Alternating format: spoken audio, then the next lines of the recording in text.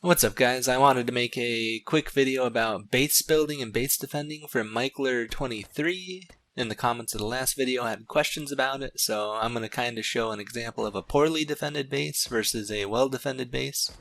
This here is an example of a poorly defended base. You can see I took out those small turrets with a staircase and range weapon.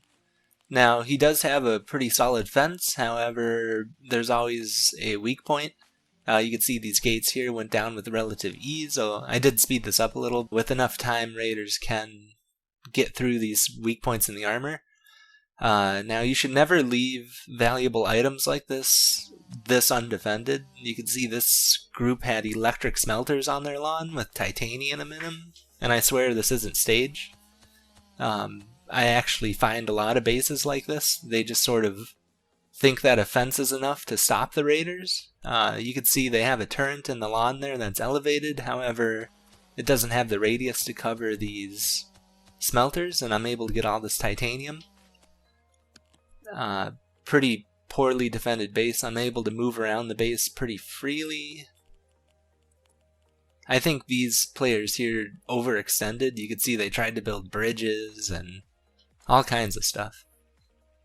So one thing to note is that raiders cannot build platforms on other people's property. This is something to keep in mind when putting up your defenses. You can see they tried to put an elevated turret here.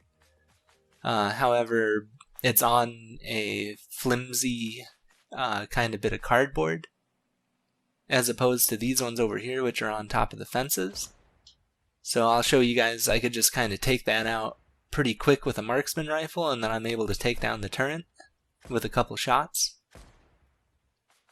Easy peasy. Now I can go and get their weather station, collect all their money, move more freely about their base. So something to keep in mind is if you're going to elevate a turret, put it on something really solid like a metal box with a lot of health. That way raiders have a more difficult time of knocking it down. And again, raiders can't place these boxes on your property, so they're going to have to go from the outside in if you use this method. And you can see building a staircase here, just going to show you guys the poor use of this strong turret that they have here. They should have put this on the inside of their base to defend their electric smelters. Instead it was just willy-nilly on their wall. You can see these turrets, they don't disappear. The larger turrets, they go down, but they will come back online in about 30 seconds is what I found. So these make raiding a lot more difficult. If you have these, you want to definitely utilize them in a way that's going to defend your stuff. Same with this marksman rifle here. They should have put this closer into their base, covering their smelters. I'm not sure why they put it here, but I'm just going to show you guys an example of taking it down, just for namesake. So you can see the turret is down, but it will come back online after about 30 seconds. It would make things a lot more difficult if they had placed it in their base and covering their smelters.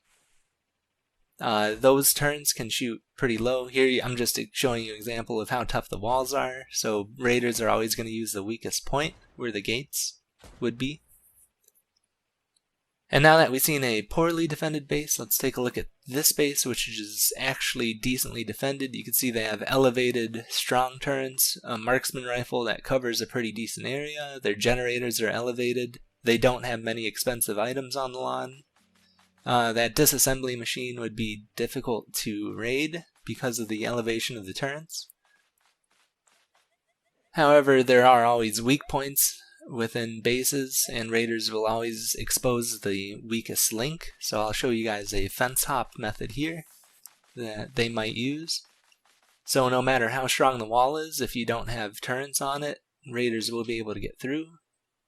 So you always want to place your turrets on your walls, and you always want to place stronger turrets, not the small ones that are just going to disappear.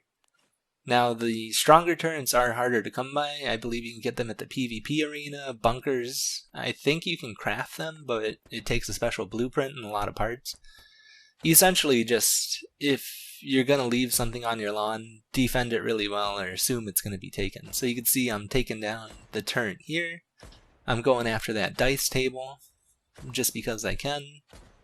You can see it's sort of the weakest loot at their base, so why not exploit it? This is how raiders think, by the way.